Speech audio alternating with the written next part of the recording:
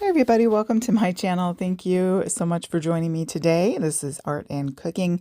Today is art, and I've got a sheep dressed up in some sort of close to Elizabethan dress there. So I don't know why.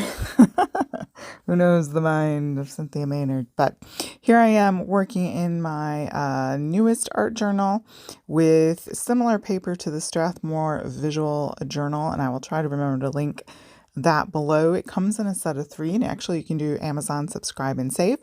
I'm using my blue leaded pencil because I often take digital photos of these and use them in other ways in my art, and it doesn't pick up on the camera as well, so it's nice for underpainting. So I dipped into an older Art Philosophy Prima Marketing palette, the Tropicals, and I thought I would just hang out in there. And I did use a couple other things, but for the most part, most of the colors are from there.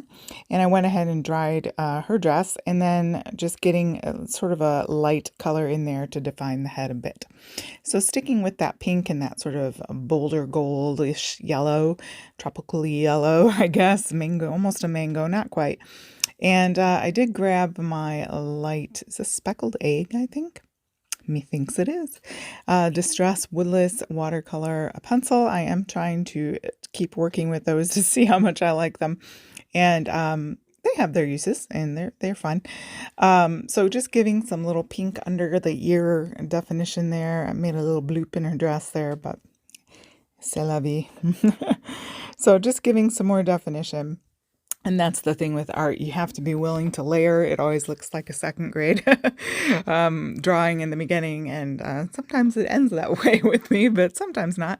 And so now I'm going with my what's like a micron pen, and it won't bleed with media going over it, and giving that little ruffly collar that we all, well, maybe we don't all love it, but I like them, that sort of Elizabethan poof, and puffy sleeves, the little lacy bits there, just kind of giving the impression that they're there without too much detail, I guess you could say. And gotta bring in the jewels there. They liked their hanging necklaces, and just put the chain on. So that is the necklace there, and of course giving the pleated skirt. There's a lot of fabric in that era. And again, now going over the top of that dried layer with some more of that color, and that is what's happening. Check out those links below. Hit like and subscribe. I hope that you're having a great day. Hope you're using your art supplies. Hope you're getting in the kitchen cooking things, and just enjoying the beautiful things in life. So that's what we want to do. It's easy to get stressed out. Going in, I'm trying to give this sort of lacy, it's a bit transparent of an undershirt type thing. I forget the name right now, but since I'm working on white paper and I didn't give a background, I didn't want to leave it completely white. So now I'm going over with a Tonic Studios glitter pen. It is like it's got shimmery, translucent goodness coming out and making a little sparkle. It's hard to pick up. I did take a little video here at the end of this video. You'll see a little bit more of a close-up. And then I erased my blue lines when it was completely dry, and can't live without the Posca pen, so I gotta give a little couple highlights there. Here, I hope you can see the shimmer. Of course, it's not the same as in real life, but it is sure fun to give shimmer to things. It just is. And why not?